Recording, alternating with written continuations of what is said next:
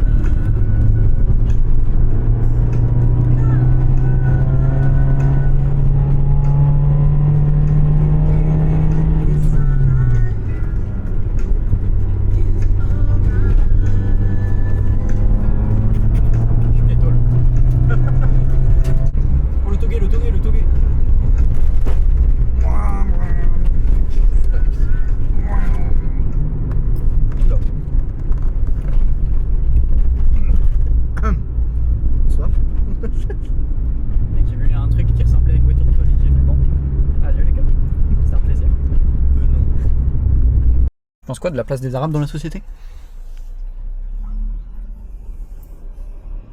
Ça va, hein?